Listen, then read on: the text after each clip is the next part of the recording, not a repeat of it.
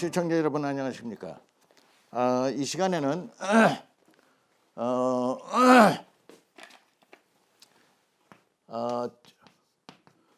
서양 종교에서 말하는 삼위일체설입니다. 이게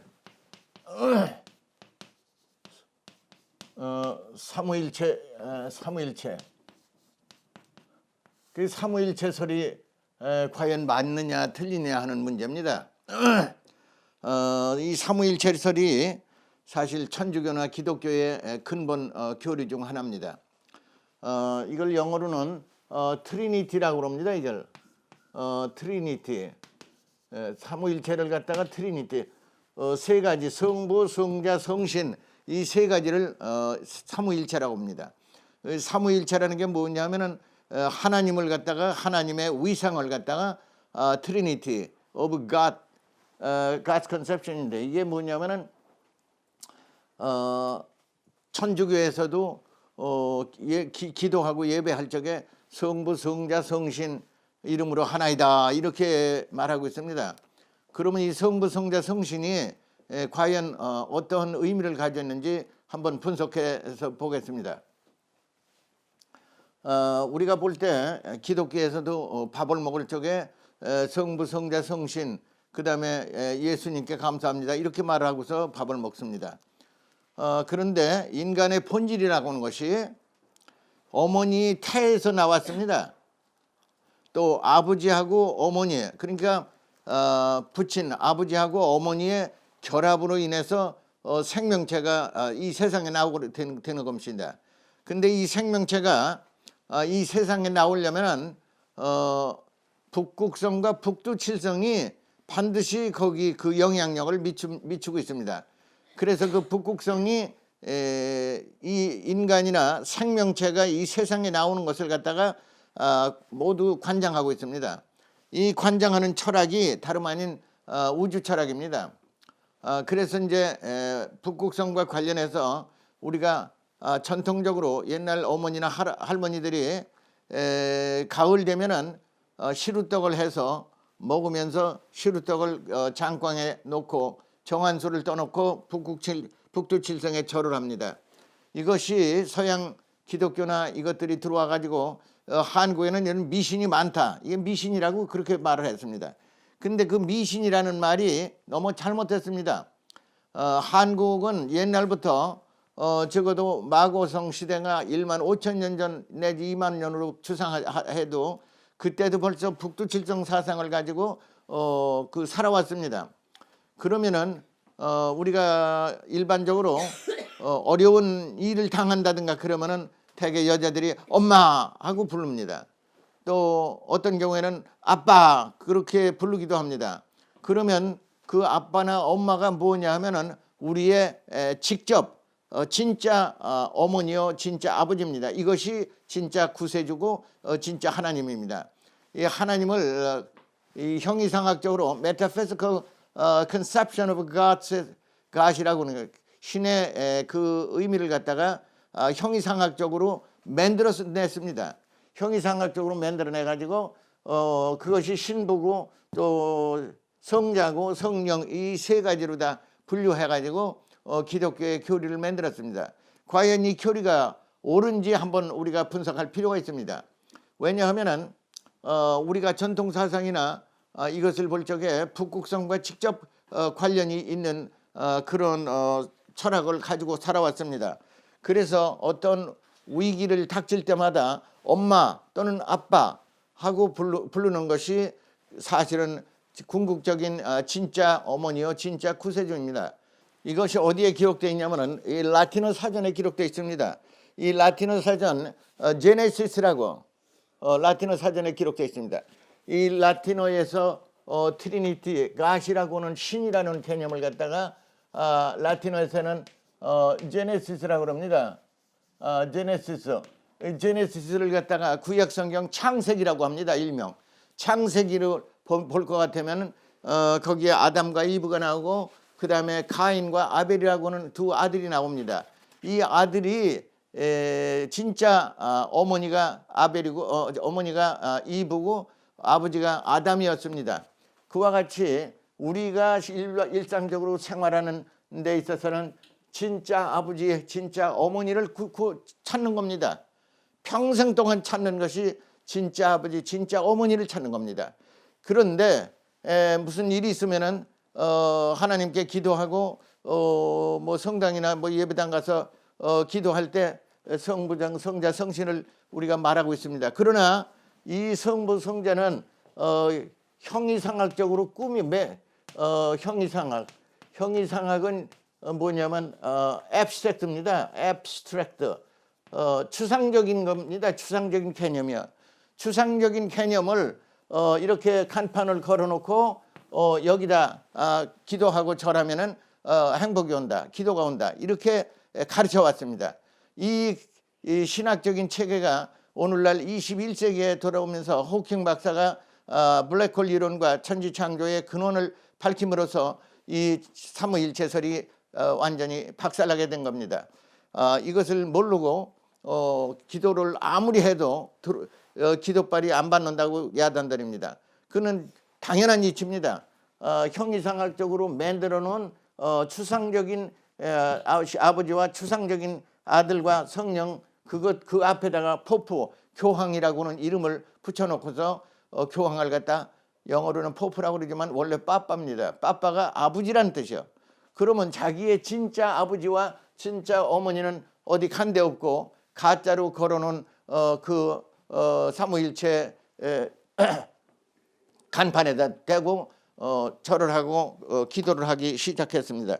이것이 무엇을 의미하느냐면은 제2차 세계대전 때 독일에서 아우슈비츠 사건이 왔습니다. 아우슈비츠는 수많은 유태인들을 거기다 가둬 놓고 이 사람들 가족을 베껴가지고 구시는 발을 만들고 여러 가지 어려운 일을 많이 했습니다. 이때 이 사람들이 한없이 하나님을 부르짖기도 하고 예수를 부르짖기도 하고 했지만은 예수나 하나님은 그 아우슈비츠 수용소에 나타나지 않았습니다. 이것이 계기가 돼서 과연 신이 존재하는가 하는 물음을 갖게 된 것이 사르트르, 까뮤 또는 키에르케골 이런 사람들이 실존주의 철학을 부르짖게 된 것입니다. 오늘날 이 시간까지도 어리석은 사람들이 성부, 성자, 성신, 삼위일체가 진짜라고 하는 말을 하면서 나한테 질문을 해왔습니다.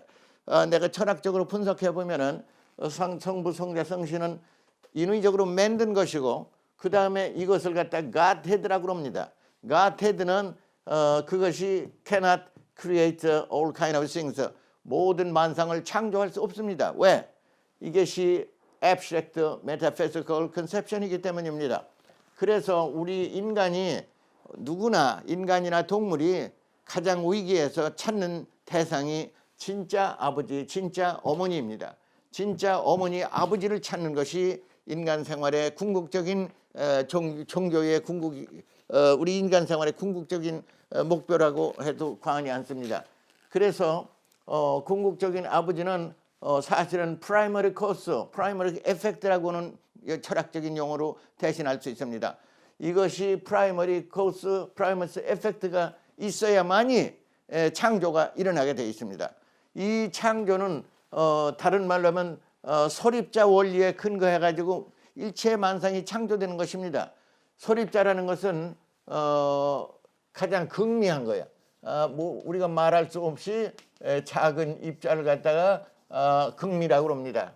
극미 소립자의 크기는 어느 정도가 되는가 하면은 어느 정도에 하냐면은 마이너스 44 승의 10분의 1 곱하기 마이너스 33 곱하기 10분의 1의 이런 시간과 이런 크기로다가 이 우주 공간에 존재하게 됩니다.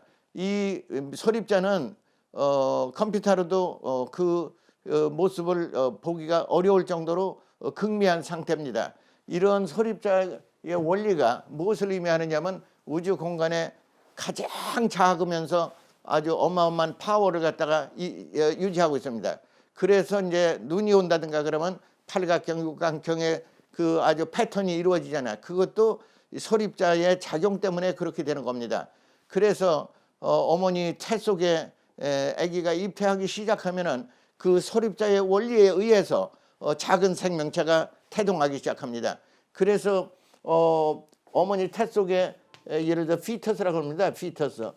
태기가 우리가 태기가 있다고 그럽니다. 태기가 있다면은 어린애가 자궁에 입퇴한 상태를 말합니다. 이것은 적어도 한 3개월이 되면은 이 피터스라고 합니다. 이때부터 눈이 나온다든가 코가 만들어지고 그다음에 입이 만들어지고 그다음에 두뇌가 만들어지면서 어린애가 성장하기 시작합니다. 그 성장하는 속도에 따라서 이 피터스가 이제 베이비로 변하는 겁니다. 이와 같은 것도 모두가 소립자에 의해서 만들어지고 소립자의 궁극적인 단위를 힉스 또는 쿼크라고 합니다. 그것이 얼마나 적으냐 하면 마이너스 44승의 10분의 1 곱하기 요것이 사이즈입니다. 그만한 크기에다가 요거는 시간을 말하는 겁니다. 세크. 그래서 요만한 시간은 마이너스 33승의 10분의 1 사이즈로 다 이 소립자가 구성되어 있다고는 사실을 말합니다. 이것이 다름 아닌 호킹 박사의 블랙홀 이론과 천지 창조의 근원적인 이론을 이 힉스하고 쿼크라고는 이 단위로서 그것을 표시하고 있습니다. 그래서 우리가 오늘날까지 하나님이 무엇을 창조한다는 것은 하나님이라고는 그 실체는 다름 아닌 쿼크나 힉스라고 볼 수 있고 그 극미 소립자 자체가 어마어마한 파워를 일으키기 때문에 갖고 있기 때문에 그것을 코스믹 에너지라고도 말하고 있습니다. 이것을 갖다 우주 코스믹 에너지 코스믹 에너지라고 말합니다. 이 코스믹 에너지가 다름 아닌 극미 소립자를 말하는 것입니다. 이와 같은 철학적 또는 소립자 원리에 근거한 이 삼위일체를 갖다가 분석해 보면은 삼위일체가 얼마나 가공적이었다는 사실을 알 수가 있습니다. 오늘날 서양에서는 이미 삼위일체설을 누구도 믿지 않고 젊은 사람이나 늙은 사람이나 학자도 이 부분에 대해서는 일체 더 이상 언급할 필요가 없다고 말하고 있습니다. 이와 같은 사실은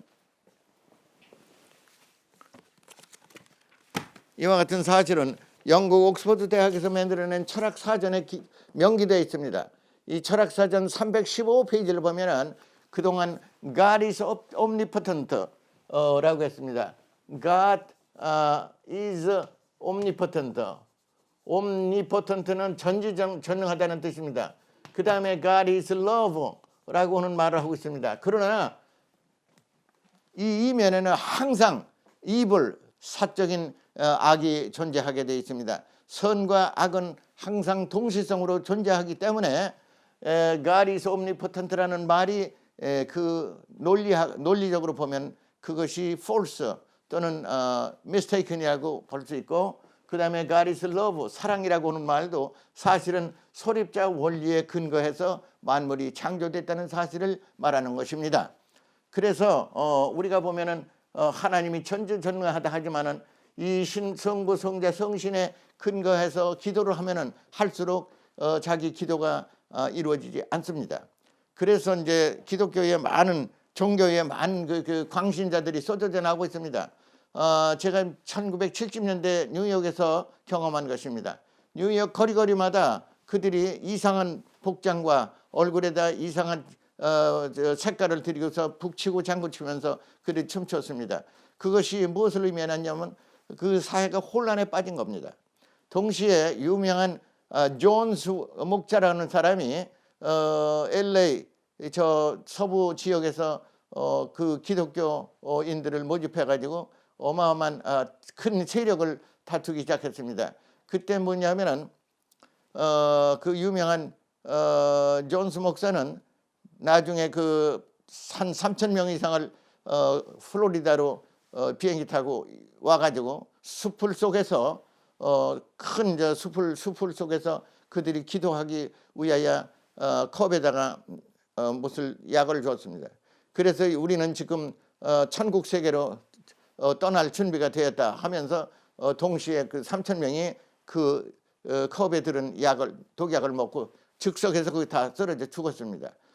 이와 같은 그 엄청난 종교의 그 광신자 무리가 세상을 어지럽게 하고 있습니다. 심지어 지금으로부터 2,500년 전에 소크라테스, 플라톤, 아리스토텔레스가 나왔습니다. 그 아리스토텔레스는 세계적으로 성인이라고 하지만은 그 아리스토텔레스는 사형을 당해서 세상을 떠나게 했습니다. 사형당하기 직전에 그대가 죽으면 어디로 갈 것이냐 하니까 웨스턴 파라다이스라고는 말을 더 남기고 그는 사약을 받고 죽었습니다. 왜 죽었는가? 잘못된 철학을 만들어내서. 왜냐하면 이상세계다 뭐다 하는 것도 플라톤과 아리스토텔레스입니다. 이 어마어마한 거짓말 철학을 만들어내 가지고 기독교가 그 플라톤의 이데아 세계에다가 그 교리를 얹어 가지고 이 세상을 어지럽게 하고 있습니다. 죽은 후에 천국에 간다는 것도 아리스토텔레스 또는 플라톤, 소크라테스들의 정치 철학이었습니다. 이 철학이 젊은 사람들의 머릿속에 들어가면 오염되니까 도저히 안 된다, 용납할 수 없다고 해서 법정에서 심판을 받고 그는 사약을 받고 세상을 떠나게 됐습니다. 이와 같이 이 광신이라든가 엉터리 종교는 대단히 위험합니다. 젊은 사람이나 늙은 사람이나 오늘날 어려운 처지에 있으니까 아무거나 그 지푸라기를 붙드는 양상으로 그런 그 광신자가 많이 쏟아져 나오고 있습니다. 이게 국가적인 위기를 말하는 겁니다. 그래서 이제 이 옥스퍼드 사전에도 이미 God, Conception of God, God에 대한 여러 가지 아규먼트가 여기 기록되어 있고 더 이상 그게 존재할 수 없다고 기록해 놨습니다.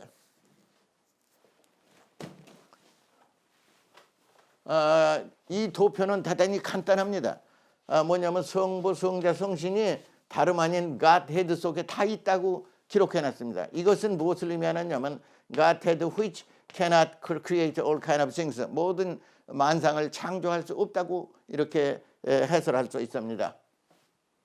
그 다음에 프라이머리 코스라는 것은 항상 무엇이 존재하려면 원인이 있어야 돼요. 코스가 있어야 돼요. 두 번째 그 코스가 결과를 나타냅니다. 에펙트가 나타냅니다. 프라이머리 코스 앤 프라이머리 에펙트라고 하는 것은 다름 아닌 진짜 어머니요 진짜 아버지에 관한 것이 바로 이 삼위일체와 대치되는 그런 개념이라고 생각됩니다. 이 도표가 대단히 간단합니다. 대단히 간단하니까 잘 알아보세요. Godhead which cannot create all kind of things, all things라고 써있어. 택이라는 말은 영어로 엠브리오입니다. 엠브리오가 여자의 태장입니다. 그러면 이 태라는 것이 뭐냐 하면은 산스크리트로 TA입니다. TA는 이렇게 써 있습니다. 이 TA가 따입니다. 따가 만상의 본질을 말하는 겁니다. 하늘천 따지 할 적이 이거예요. 요건 무엇을 상징하냐면 남자를 상징합니다. 낭자와 남자 성질을 상징해요. 그래서 이것이 만물의 본질이 다름 아닌 남자의 성기다, 남자의 정기다 하는 것으로 이 산스크리트에 나타나고 있습니다. 우리 한국의 역사에 마한이라고 하는 그 나라가 있었습니다. 마한. 또 마한이라는 말이 뭔가 한자로 그냥 말 맞자 나라 한자다 이렇게 있지만은 마는 마가를 말합니다. 마고성을 말합니다. 마가라는 말은 마가는 북극성을 말합니다. 북극성을 말하는 거예요. 북극성을 한이라는 것은 동국정원에 보면 쌍히읗에서 한으로 표기했습니다. 통일. 무엇 때문에 한자를 이렇게 표기했는가 하면은 이게 KH 한 이것이 태양이라는 뜻이고 칸 하면은 왕을 말합니다. 징기스칸 무슨 칸 왕을 말하는 겁니다. 그래서 왕고기를 말합니다. 마가칸 그것은 북극성과 관계를 지은 나라 이름입니다. 그래서 마하는 마가칸으로 발음해야 되고 여기서 중요한 것은 우리가 북두칠성 사상과 관련해서 이 마고성이 있었습니다. 이거 마고성. 마고성인데 마고란 말이 한자로는 이 마자하고 계집여변에 마고라고 써요. 마고라고 한자로 표기했습니다. 이게 뭐냐면은 여기에 천선 곤륜산이 이렇게 하늘을 찌르듯이 있고 이것이 북극성과 마주됐다는 뜻입니다. 북극성과 마주 닿았다는 뜻이 마고성이야.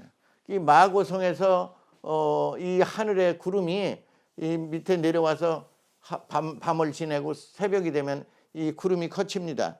그래서 하늘의 전기와 천산 곤륜의 이 높은 산의 전기가 결합이 돼서 거기서 살던 우리 동이족이 천손민족이라고 하는 말도 여기에서 연원한 것입니다. 이것은 저 유명한 하광학 선생의 여망 원류사에도 아주 명기되어 있습니다. 이건 내가 말하는 거 아니에요. 그건 하광학 선생이 여망 원류사에서 그렇게 말하는 철학입니다. 그래서 우리가 마고 할머니, 마고성, 그 다음에 마한, 이것은 전부 북극성과 관계를 지은 그런 이름입니다. 그래서 그 라틴어 사전에 보면은 그것이 아주 명기되어 있습니다.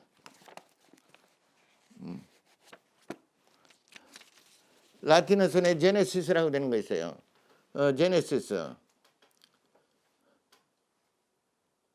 라틴어 제네시스인데, 제네시스가 뭐냐 하면은 이 북극성을 제네시스라고 합니다. 이것이 제네시스, 다른 말로 하면 제너레이터.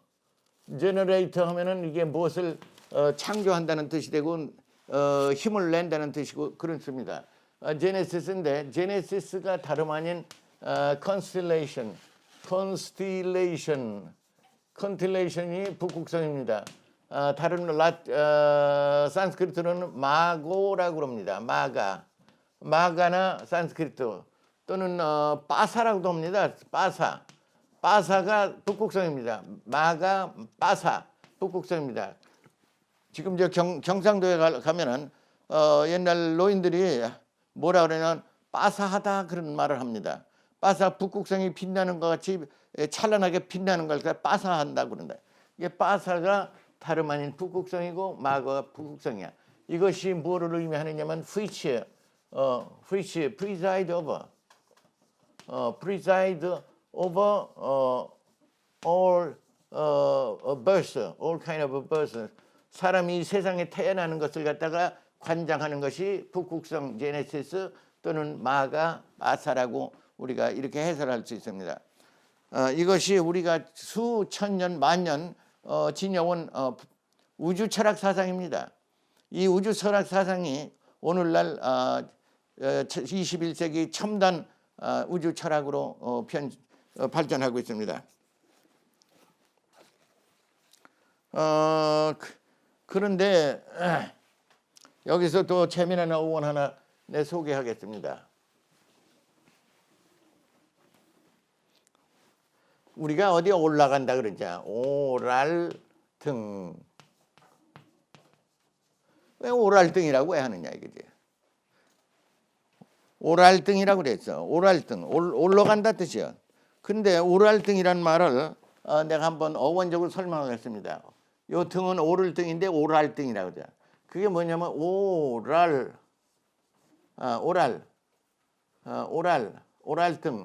올라간다가 뭐 어라이즈죠.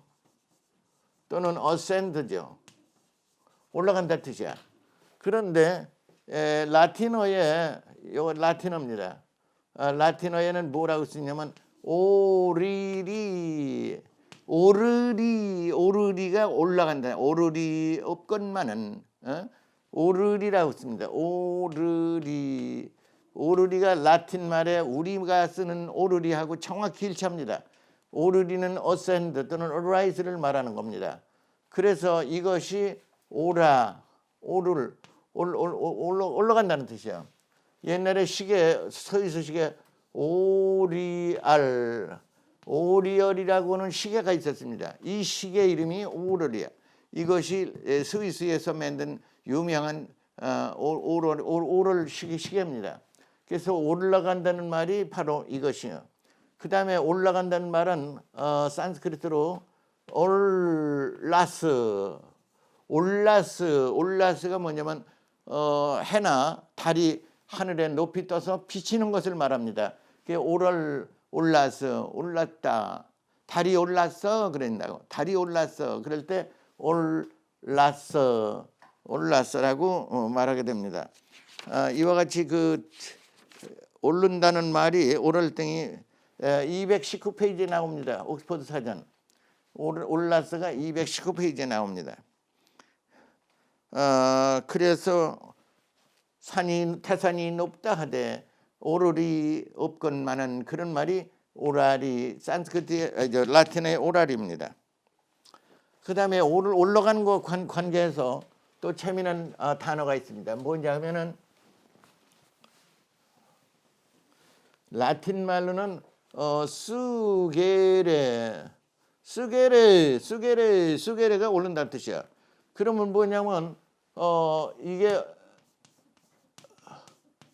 이 솔개연자입니다. 이게 솔개연이라고 말하는데 이게 뭐냐면 세르기라고도 말합니다. 솔개를 세르기라고 그래요. 세르기가 어디서 왔느냐면 라틴어의 수게레가 세르기야. 그래서 이 연자가 이 솔개 연자가 라틴어의 수게레에서 나왔습니다. 수게레가 저 라틴어입니다. 이것이 어센드 올라간다는 뜻과 일치합니다. 그래서 세르기란 말은 하늘로 높이 올라간다는 뜻입니다. 그래서 논어에는 무슨 말이냐면 연비어천 그런 말이 있어요. 비어천 날를 비자야. 논비여천 솔개가 하늘에 날른다. 솔개가 하늘에 날른다는 뜻이 연비어천이요. 그 다음에 어야구연이다. 물고기는 연못에서 뛰어논다 그런 뜻입니다. 이게 어야구연. 솔개가 하늘로 치솟아 올라가면서 그 다음에 물고기가 연못에서 뛰논다. 그런데 쇠르렉이 이 솔개가 왜 하늘로 올라가느냐 하는 이치입니다. 이 쇠르기가 하늘로 이렇게 올라가잖아. 이거는 봄철이 되면은 이 솔개가 하늘로 올라가는 이치는 뭐냐면은 온도가 자기들이 적당한 온도가 고도 얼마까지 된다는 것을 체크하려고 올라가는 겁니다. 그래서 진짜 봄이 왔는가 그럴 적에 연비여천 이 솔개가 하늘에서 날고 물고기가 연못에서 뛰놀러다 하는 논어의 구절입니다. 이것에서 보면은 이 쇠르기가 바로 산스크리트 라틴어 수게레가 쇠르기가 되고 이것이 하늘을 날른다는 뜻이 됩니다. 이거 대단히 참 재미나는 말을 해놨어요. 우연히 적당히 말한 것이 아니야. 하늘의 이치와 땅의 이치를 동시에 여기서 나타날 수 있습니다. 그 다음에 이제 우리가 왜 그럼 우리가 이런 산스크리트 실담어를 쓰고 우리말이 동서원의 뿌리가 되느냐. 이거는 많은 사람들이 나한테 질문하고 있습니다. 내가 간단하게 소개할 테니 잘 들어보세요. 우리말이 왜 동서원의 뿌리가 되느냐. 지난 며칠 전에 전라남도 고흥에 사는 노인 양반입니다. 노인 양반한테 고흥말이 동서원의 뿌리다. 그러니까 왜 그럴 수가 있어? 깜짝 놀라는 거야. 우리의 전라도 말이 그래 동서원의 뿌리야? 그러니까 그게 사실은 이러이러해서 뿌리가 됐습니다. 그러니까 믿어지지 않아. 근데 마침 고흥의 군수가 고흥말이라고는 고흥 언어라고는 이 책자를 발간했습니다. 그 책자를 갖다 보여주고 이것이 고흥 군수가 이렇게 만들어냈습니다. 그 다음에 그 이치를 강상은 박사라는 사람이 이렇게 어원을 정리했습니다. 그런 얘기를 하니까 그래도 의아한 얘기를 해요. 근데 이 이치를 내가 설명할게요. 가만히 들어보세요. 여기가 마고성이죠. 마고 성인 꾸따라고 그럽니다. 꾸따. 성을 꾸따라고 그러는데 꾸따가 뭐냐면 그 사람 꿋꿋해 그러잖아. 꿋꿋하면 성 같은 아들이다 이게. 꿋꿋한 아들을 뒀어 그러잖아. 성과 같은 그런 좋은 아들을 두었다는 말이 꿋꿋해요. 그리고 그 다음에 심리가 마음이 아주 꿋꿋해 그러잖아. 그거에 꿋꿋해가 성을 말하는 겁니다. 그걸 이제 영어로는 firmness라고 그래요. firmness는 꿋꿋한 생각을 firmness라고 그래요. 그러니까 옛날에 마고성 여기 있죠. 그 다음에 판찰라가 여기 있었습니다. 판찰라스. 판찰라스가 하나의 지명입니다. 여기에서 꾸루, 코리아 이런 말들이 여기서 나왔어요. 그 다음에 여기는 어디냐면 네팔입니다. 이게 네팔. 네팔은 지금도 산스크리트를 그대로 쓰고 있습니다. 알파벳도 그대로 쓰고 있어. 네팔의 석가모니는 따라이 지방에서 나신 분이 석가모니입니다. 그러면 이와 같은 이치가 어디에 있느냐 하면은 이 한국 사람은 마고성에서부터 히말라야 네팔까지 그 다음에 이쪽으로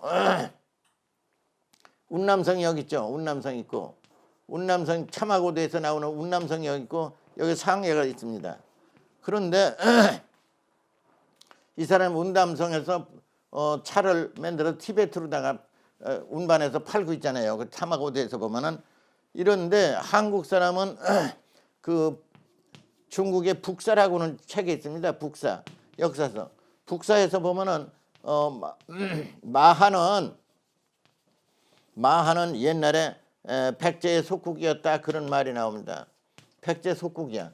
백제 속국인데 이 사람들은 생리국이다 이게 색이국. 생리국은 싹기야족, 석가족을 말합니다. 이게 싹기야족, 석가족을 말하는 게 석가족은 즉 버모를 말하는 족속입니다. 그래서 옛날 북사는 여망원리에서도 나옵니다. 북사에서 마하는 백제 속국이었고 생리국에서 났다. 그래서 우리 한국 사람들이 대부분 백제에 속하는 사람들이 전부 산스크리트를 쓰고 있습니다. 그래서 산스크리트의 실다모 또는 사투리가 다름 아닌 네팔, 판찰라 그다음에 마고 이 지역에서 옛날 쓰던 언어입니다. 그래서 우리 한반도로 마고성이 이제 기후 변화로 인해서 동쪽으로 또는 북쪽으로 동남쪽으로 또는 서쪽으로 남쪽으로 이렇게 이동하면서 우리 민족이 살았습니다. 그래서 지금 네팔을 중심으로 해서 이 많은 지역이 산스크리트 버모를 쓰는 민족이 됐습니다. 그게 한반도로 이렇게 내려와서 한반도의 남부지방 거기에는 오리지널 10,000년, 20,000년 된 산스크리트 또는 실다모 또는 사투리를 쓰고 있습니다. 그래서 우리 민족이 오늘날 그 언어의 변천 과정을 살펴보니까 전부 석가모니 족속에 속하고 동시에 우리가 산스크리트를 쓰고 실다모를 쓰고 동시에 우리가 많이 쓰는 말이 타미로입니다. 이게 한국 사람이 많이 쓰는 말이 타미로. 그 다음에 느라비다 말을 쓰고 툴루족이 쓰는 말이 있습니다. 툴루족. 이 여러 가지 산스크리트를 쓰는 민족이 우리 바로 한국 사람입니다. 그래서 한국말이 산스크리트의 그 뿌리를 가지고 있는 언어이기 때문에 동서언의 뿌리가 되는 것이다. 이렇게 이제 설명할 수가 있습니다. 그래서 예를 들어서 우람하다 하면은요, 이것이 여자의 젖가슴을 말하는 거예요. 아, 그 사람 우람하네 그러잖아. 그 여자 우람하네. 그러면 젖가슴이 발달한 여자를 갖다 우람이라고 그럽니다. 그것도 타미로입니다. 이게 타미로입니다. 이게 타미로. 이 말을 쓰고 있어. 이 타미로가 대단히 재밌습니다. 이게. 그 다음에 우리가 어렸을 때 보면은 노인 할머니들이 아주 비단으로 마구자를 만들어서 입으시고 또 여기다 호박을 달아가지고 장식하고 명주 수건을 목에 두르고 아주 멋들어진 할머니입니다. 그래서 그런 분들을 나비부인 그래요. 나비부인이라는 말이 있습니다. 나비부인. 그러니까 나비부인을 이 엉터리 이제 뭐야 일본이나 다른 놈들이 뭐라고 했냐면 버터플라이, 마담 버터플라이라고 번역해서 천만에. 나비 부인 하면요 뭐냐면 산스크리트 찾자면 newly married, newly wedded woman을 말하는 거예요. 새로 시집온 그런 결혼식을 올린 부인을 갖다 나비 부인이라고 말하고 나비 부인 중에 그 할머니, 시할머니 되는 시할머니나 시부모도 나비 부인이라고 그래요. 나비 부인 오셨수 그런다고. 이게 서울 말이 서울에 뭐야 지금 안국동물 중심으로 해서 이제 인사동 일대 그 언저리 말이 이게 전라북도 전주 말을 대단히 많이 닮았어요. 그래서 그 전에 어렸을 때 보면은 아이 나비 부인 오셨수 그런다고. 노인이라도 그렇게 말을 합니다. 나비 부인 오셨수 그래요. 그것이 다름 아닌 그 사돈을 갖다가 나비 부인이라고도 합니다. 사돈 양반을 나비 부인 오셨어 그렇게 말해요. 그런데 이게 마담 버터플라이라고 그거 엉터리 없는 얘기를 하고 있습니다. 그래서 이제 그 네팔 같은 데 가면은 등반하는 사람들이 술파라고 그래요. 술파가 수루파입니다. 수루파를 갖다 설파 술파 그랬는데 이게 이제 캐리어 짐을 옮기는 그 사람들을 캐리어라고 합니다. 이게 수루파야. 술파를 그렇게 말하고 있어.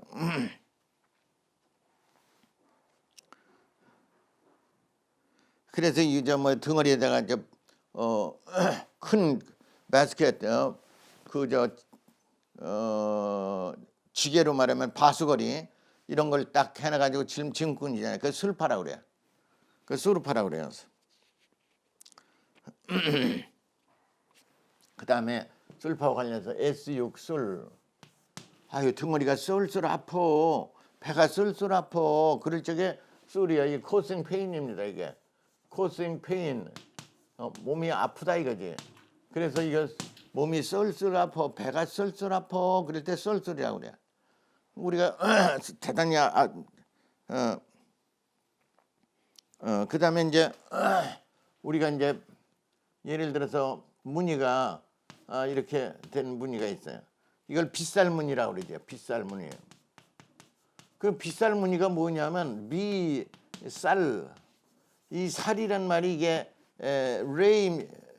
레이 또는 선빔 광명이 비치는 걸 다 살이라고 합니다. 햇살. 살이라고 하는 말이 바로 그런 것이 이 살이가 뭐냐면 샤인이라는 말을 써서 빛난다. 이게 몇 페이지였냐면 1066페이지야. 1066페이지에 이 살이라는 말이 나옵니다. 거기다 빗살무늬 하면은 이렇게 빛이감치 비친다는 뜻이 됩니다. V 하면은 비친다는 뜻이야. 쏠쏠. 그래서 비가 온다 하면은 비 우다. 요거는 rain down 무엇이 내려온다. 물기가 내려온다는 뜻이야. 비는 뭐냐면은 slantingly 비시감치 막 그 비가 뿌리잖아. 그래 그걸 빗살 또는 비우가 운다 그렇게. 우다는 산스크리트 뭐야 한자로 우자야. 요 우자가 산스크리트입니다 이게. 이게 우자가 산스크리트예요. 우리가 젖이라는 말을 하잖아요. 어머니 젖유자야. 왜 젖이라고 그러느냐? 우리가 젖이라고 그러잖아. 그래 뭐 우리가 생선이다 뭘 젖갈이라고 한다고. 왜 젖갈이라고 하느냐? 또 어머니 엄마 젖 먹어라 그러잖아요. 젖. 근데 원래 젖 먹으려는 건 쭈찌입니다. 쭈찌. 이거 쭈찌 먹어라 그런다. 찌찌 그런다고. 어린애 보고 찌찌 먹어 그래요. 쭈찌 먹어. 그 다음에 찌찌. 쭈찌 먹어. 쭈찌나 찌찌는 어머니 젖을 말합니다. 그 다음에 여자 젖을 밤이라고 그럽니다. 밤이라고 그러자. 그래서 어린애 보고 할머니들이 얘들아 며느리한테 애기 밥 먹였냐 그러지. 밥이 아니고 밥 먹였냐 그런다고. 밤이라는 것이 이게 여자 우유요. 엄마 우유를 갖다가 모유를 갖다가 밤이라고 그래요. 밥 먹였냐 그러지. 밥이 아니요. 밥 먹였냐가 아니고 밥 먹였냐 그런다. 그다음에 이제 보통 경상도고 전라도고 보면은 밥 먹어 그러지. 밥 먹어. 옛날에는 이제 양떼를 쳐가지고 그 우유를 먹기 때문에 그냥 밤이라고 그런다고. 밥이 아니고. 지금부터 8,000년 이전의 사람들의 언어입니다. 그게. 밥 먹어 그런다고. 그 우유를 먹었다 이 말이지. 그래서 밥 먹는다. 그러면서 이제 뭐냐 하면은 이런 게 있죠.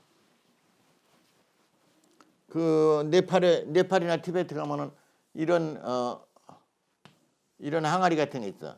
여기다 우유를 양 젖을 갖다 집어넣잖아. 그리고 여기서 이제 이런 막대기나 이런 거로다가 막 저읍니다.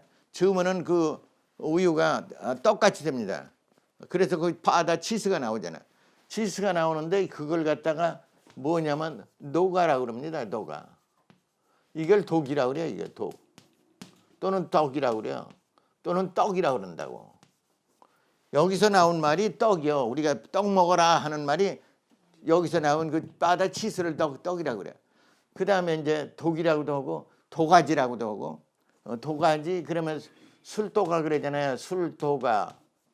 술도가가 뭐냐면 여기서 바다 치즈 매는 것 같이 막 해가지고 술을 만들어내잖아요. 그 도가지, 그 술도가 그렇게 하고 그 다음에 이제 이걸 갖다 덕 또는 떡이라고도 하고 또는 자동차 끌고 가다 어떤 진흙에 빠졌잖아. 떡 됐다 그런다고. 그 다음에 엔진이 말이야 돌다가 뭐가 이제 뭐 제대로 잘못해서 엔진이 시동이 꺼지잖아. 이거 떡 됐어 이놈의 엔진. 떡이 바로 독이야. 참 이거 옛날 8,000년 만년 전에 언어입니다 이게. 지금 쓰잖아. 떡 됐어 그러잖아. 그다음에 음식이고 뭐고 놨는데 이제 그게 냉장고에서 딱딱하게 얼어붙어. 이거 떡 돼 버렸네 그러지. 그다음에 이제 여자를 꼴라라고도 합니다. 이 꼴라. 아이고 꼴라다 그러잖아. 꼴라가 뭐냐면 여자 유방을 갖다 비하하느라고 하는 말이야. 아이고 꼴라다 그 여자 그 뭐 말만 대단하지 실제로 얼굴 보니까 꼴라다 그러자. 꼴라는 저통 같다 그 말이지. 별 볼 일 없이 뭐 그냥 꼴라다 그래서 예, 꼴라가 저시어 이게 참 옛날에 참 이게 313페이지에 있어요. 그러니까 이런 말은 우리 토속 언어기 때문에 진짜 소중합니다. 이게 말이 보통 말이지 그러잖아. 그래가지고 요즘 그러잖아. 일하다가 너무 지치게 고되잖아. 까라지다. 아이고 그 사람이 일을 너무 많이 하면 그냥 몸이 깔아졌어. 깔아져서 못 일어나 그러잖아. 깔아진단 말이 영어로는 exhausted, 아주 녹초가 됐다는 뜻입니다. 이게 tired out, tired, 몸이 tired out, tired with. 이래서 이 몸이 깔아진단 말이 바로 우리가 쓰는 말입니다. 아이고 깔아져서 못 일어나 그러잖아.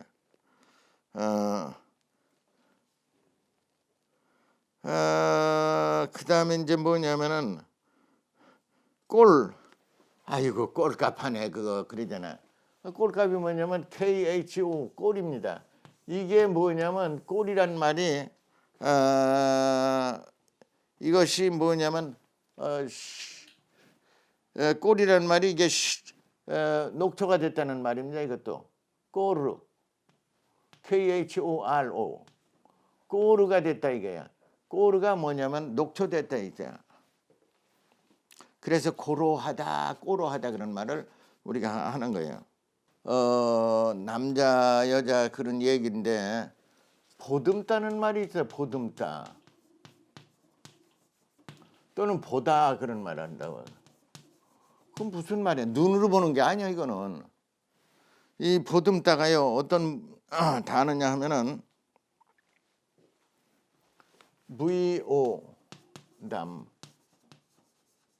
보담이라고 그런다고. 보담은 여자를 끼안는다는 뜻도 있고 여자와 성교한다는 뜻이 있습니다. 그다음 그래서 그 여자 좀 잘 봐줘 그런다고. 내가 다 봐줬어 그런다고. 근데 보담 또는 마흐라는 동사는 무엇을 옮긴다는 뜻입니다. 이게 convey, convey 또는 carry over 한데 이 바가 무엇을 사가지고 옮긴다는 뜻이에요. 쇼핑해가지고. 그 다음에 바가 뭐냐면 여자하고 have 또는 enjoy sexual pleasure. 이것이 뭐냐면은 여자를 봐준다, 보듬다는 뜻이 여기서 보듬다. 그 다음에 이제 이 보듬다는 말이 뭐와 관계가 있냐면 옛날에는 지금부터 50년 전에는 여자들이 시집을 가잖아. 얼마 살다가 남편 죽는다고. 그러면 과부로 살잖아. 과부로 살면은 이만한 옛날 이게 뭐냐면 섬이라고 그래 이게. 여기 이제 쌀 2가마 내지 3가마씩 들어가는 게 섬이 있잖아. 섬에다 여자를 끌어다 여기다 집어넣고 짊어지고 간다고. 그래서 자기 마누라 삼는 거예요. 그러니까 과부가 되면요 그 동네에서 큰 자기 집이나 또는 뭐 자기 친정이나 동네에서 살아야지. 딴 데 혼자 살면은 섬으로 묶어 간다고. 그래서 이제 이런 여자를 묶어다 어떻게 해? 보듬는다고. 그거하고 이제 짝져가지고선 그 어린애를 거기서 낳는 거예요. 자기가 좋든 싫든 이제 그리 묶여가잖아. 그런 세상이었습니다. 그래서 이제 죽어도 시집가서 여기서 내가 귀신이라도 이 집 귀신 된다고 그러면 끝까지 그 집에 살잖아. 우리가 바보 하잖아. 그 바보가 뭔지 몰라. 말은 바보라고 하는데 바보가 뭐냐면 산스크리트로 바까야. 근데 일본 놈들이요. 외놈들 저기서 빠가야로 그러잖아. 빠가가 바보요. 요거 스투피드라고. 스투피드를 바가라고 하고 요거 이그노런트. 바보를 이그노런트. 그 다음에 이걸 뭐라고 그러냐면 dishonest. dishonest가 뭐냐면 믿을 수 없는 사람을 갖다 워스리서 아무짝에도 못 쓰는 사람을 갖다 바까라 그래요. 바까야로 그런다. 그래서 바까야로가 일본 말인 줄 알았더니 산스크리트의 이 바까야 719페이지에 나옵니다. 719페이지 바까를 로그라고 써놨어요. 로그를 해석하면 stupid, ignorant, dishonest, worthless라고 하는 말로 다시 대체할 수가 있습니다. 그 다음에 내가 좀 보면은 우리가 밟고 간다는 말을 하고 있습니다. 밟다, 밟고 간다. 왜 이렇게 리얼 비어를 썼느냐 이 문제예요. 이게 동국정운의 비밀이 바로 이겁니다. 밟는다. 우리가 밟고 간다 그러잖아. 근데 왜 밟고 간다? 그래 밟을 이력서 할 때 이렇게 쓰잖아요. 이력서.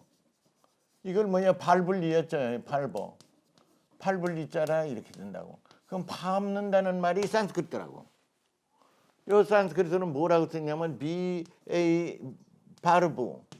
바르부가 요 밟는다 이렇게 쓰잖아. 그러면 요 비읍자가 이거하고 똑같습니다. 요 A자는 이거하고 똑같습니다. L자는 R하고 똑같고 비읍자는 이거 똑같아. 그래서 동국정운의 비밀이 다름 아닌 이와 같은 이치가 우리 훈민정음 한글 표기하고 산스크리트에 표기하고 그 뜻이 삼자가 일점에서 만나게 됩니다. 이것이 동국정운의 비밀이야. 근데 동국정운의 비밀을 우리는 우리 한국의 문화, 역사를 갖다 세계에 선양한다고 하는 말은 하지만은 과연 무엇을 선양할 것이냐 하는 것은 모르고 있어. 막연하게 훈민정음, 세종대왕 창제 훈민정음. 그 훈민정음이 또 어떻단 말이냐 할 때 그 구체적인 대답을 하지 못하고 있습니다. 그런데 그 구체적인 대답을 할 수 있는 것이 다름 아닌 신숙주 선생이 그 동국정운을 이 동국정운을 갖다가 찬술할 적에요. 신숙주 선생이 대장 노릇했습니다. 그래서 여기다 그 서문을 쓴 것도 신숙주 선생이고, 그 다음에 지편전학자 8사람이 신숙주 선생이 하라는 대로 했습니다.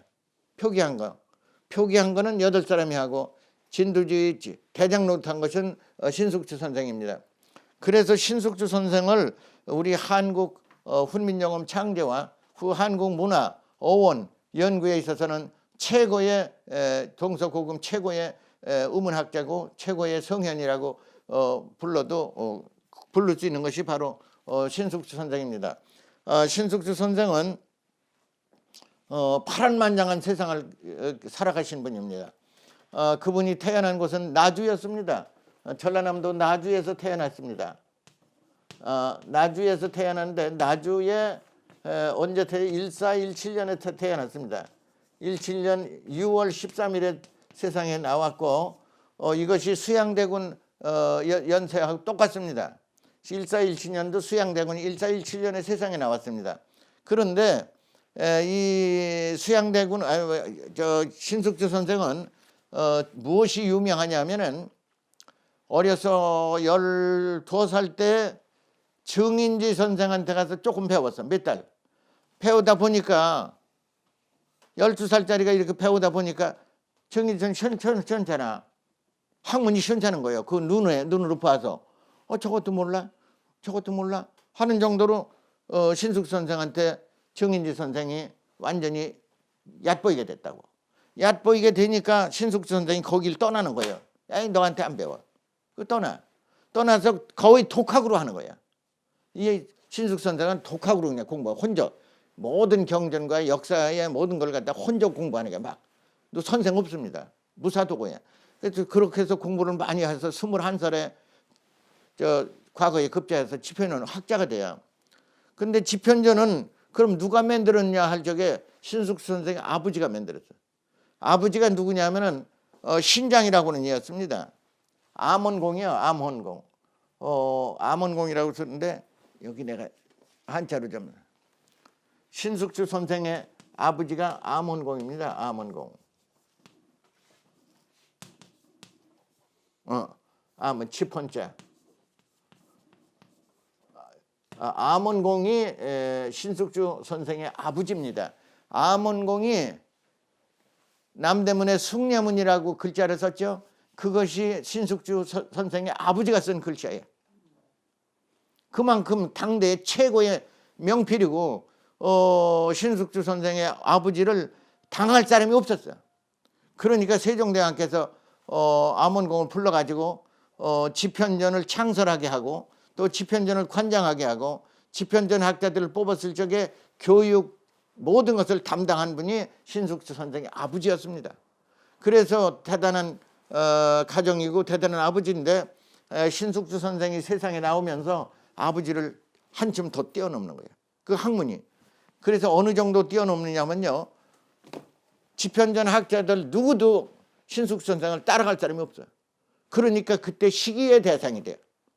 그 다음에 세종대왕 때 어떤 문제가 있었냐면 규장각에 이제 당직날 궁중에 들어와서 이제 당직을 하다가 보면은 밤에 규장각 도서관에 가서 중요한 책을 갖다 놓고 막 연구하고 그러면서 엎드려서 책상에서 이제 공부를 하다가 밤 2시가 넘었을 때 세종대왕이 밤에 야간 밤에 딱 시차를 보니까 신숙주 선생이 책을 보다가 졸리니까 자는 거예요. 그러니까 세종대왕이 자기의 고령포를 딱 벗어가지고 신숙주 선생 덩어리에다 딱 덮어주고 살짝 나가버려. 나중에 깨보니까 고령포가 있잖아. 깜짝 놀란 거예요. 그때부터 그냥 세종대왕이다 임금님이다 하면 절대 충신이야.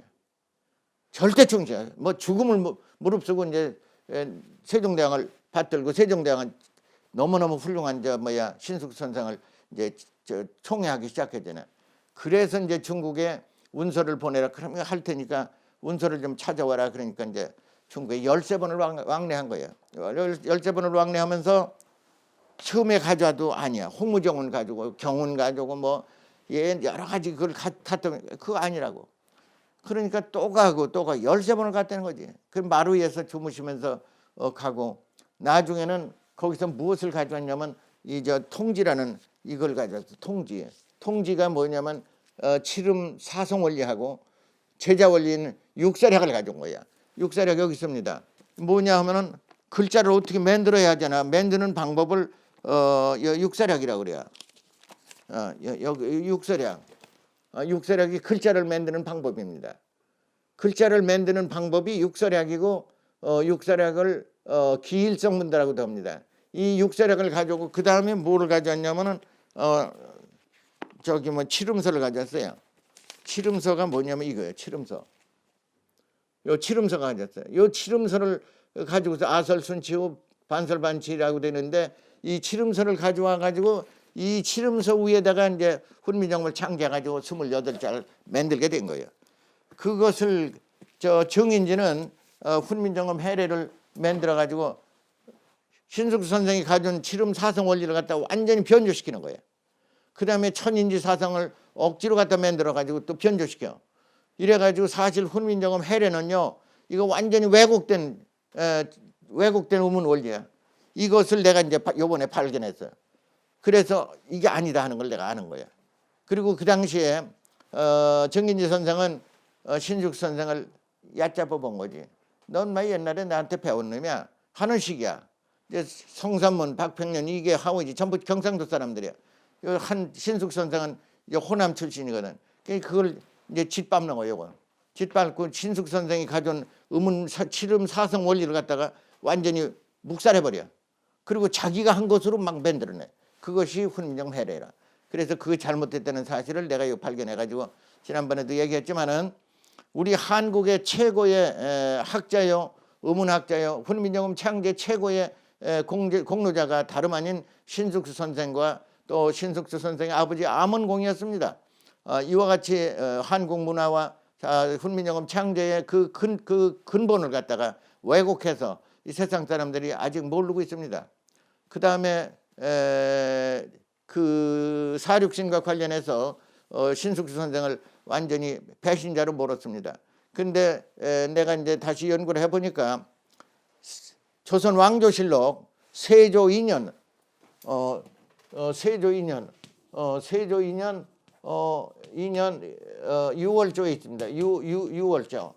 6월조에 보면은 어떤 문제가 됐냐면 신숙선 선생은 배신자도 아니고 배반자도 아니고 아무것도 아니라고 기록되어 있어요. 그 기록이 하나도 없어. 오직 그 사람들이 만들었어. 언제 만들었냐면은 성산문 박평년 하우지 이 사람들이 사륙신인데 그 사람들의 성산문의 아버지가요 송승입니다. 성승의 아버지하고 유웅부라는 장군이 있어. 둘이 합세해가지고 칼로다가 세조 목을 빌려고 음모를 꾸몄잖아. 그게 들통이 나가지고 사륙신이 이제 고문을 당하면서 세상을 떠나게 돼. 그 사람들이 과연 충신이냐 역적이냐 하는 문제입니다. 그들이 음모를 꾸며서 세조와 그 일당과 신숙수 선생을 완전히 목 빌라고 하는 그 음모가 과연 정당화될 수 있느냐 하는 문제입니다. 그 다음에 세조가 아무리 왕권을 찬탈했다 하더라도 그것도 사실은 정당할 수 있는 것은 아닙니다. 그러나 다른 사람들은 단종을 갖다 에워싸고 보기를 에워싸고 그 다음에 단종의 눈과 입과 귀를 막고서 권신 정치하는 거야. 권신들이 딱 에워싸고 저놈 죽여야 합니다 하면은 붙들어 죽이는 거예요. 이런 무서운 독재적인 권신 정치의 그 자행을 갖다가 미연에 방지하고 그 위기를 갖다가 제대로 해결하게 한 분이 바로 신숙수 선생이고 세조였습니다. 이런 점에서 아마 사륙신의 그 위상을 다시금 아마 재토론해서 충신이냐 역적이냐 두 가지를 아마 다시 판결해야 하는 그런 기로에 서 있습니다. 오늘은 여기서 어원 정리를 마치고 다음 시간에 뵙겠습니다. 고맙습니다.